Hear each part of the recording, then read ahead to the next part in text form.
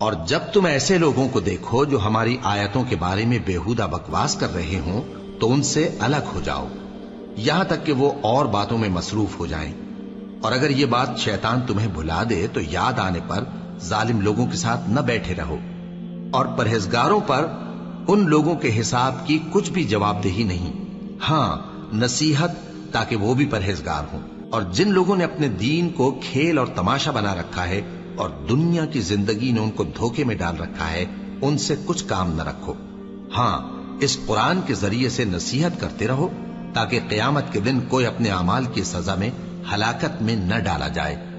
اس روز اللہ کے سوا نہ تو کوئی اس کا دوست ہوگا اور نہ سفارش کرنے والا، اور اگر وہ ہر چیز جو روئے زمین پر ہے بطور معاوضہ دینا چاہے تو وہ اس سے قبول نہ ہو۔ یہی لوگ ہیں کہ اپنے اعمال کے وبال میں ہلاکت میں ڈالے گئے، سو ان کے لیے پینے کو کھولتا ہوا پانی اور دکھ دینے والا عذاب ہے، اس لیے کہ کفر کرتے تھے۔ کہو کیا ہم اللہ کے سوا ایسی چیز کو پکاریں جو نہ ہمارا بھلا کر سکے نہ برا؟ اور جب ہم کو اللہ نے سیدھا رستہ دکھا دیا تو کیا ہم الٹے پاؤں پھر جائیں؟ پھر تو ہماری ایسی مثال ہو جیسے کسی کو جنات نے جنگل میں بھلا دیا ہو اور وہ حیران ہو رہا ہو، اور اس کے کچھ رفیق ہوں جو اس کو رستے کی طرف بلائیں کہ ہمارے پاس چلا۔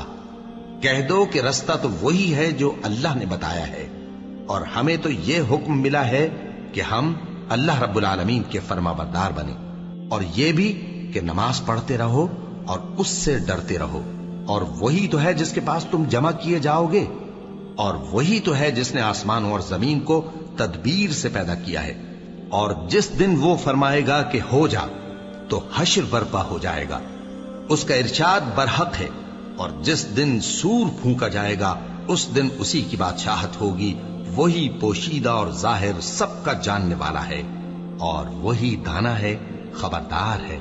اور وہ وقت بھی یاد کرنے کے لائق ہے جب ابراہیم نے اپنے باپ آزر سے کہا تھا، تم کیا بتوں کو معبود بناتے ہو؟ میں دیکھتا ہوں کہ تم اور تمہاری قوم کھلی گمراہی میں ہو۔ اور ہم اس طرح ابراہیم کو آسمانوں اور زمین کے عجائبات دکھانے لگے تاکہ وہ خوب یقین کرنے والوں میں ہو جائیں۔ یعنی جب رات نے ان کو پردہ تاریکی سے ڈھانپ لیا تو آسمان میں ایک ستارہ نظر پڑا، کہنے لگے یہ میرا پروردگار ہے۔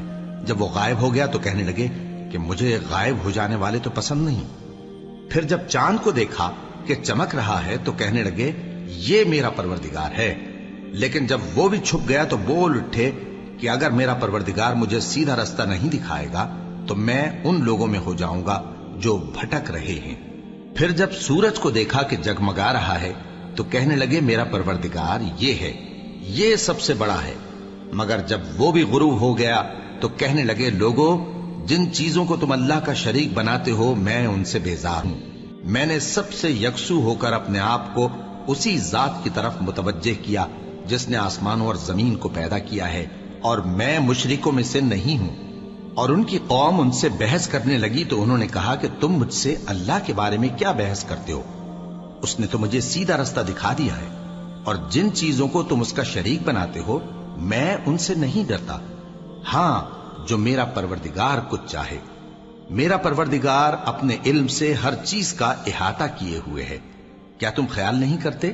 بھلا میں ان چیزوں سے جن کو تم اللہ کا شریک بناتے ہو کیوں کر ڈروں، جبکہ تم اس بات سے نہیں ڈرتے کہ اللہ کے ساتھ شریک بناتے ہو جس کی اس نے کوئی سند نازل نہیں کی۔ اب دونوں فریق میں سے کون سا فریق امن و بے خوفی کا زیادہ حقدار ہے؟ اگر سمجھ رکھتے ہو تو بتاؤ۔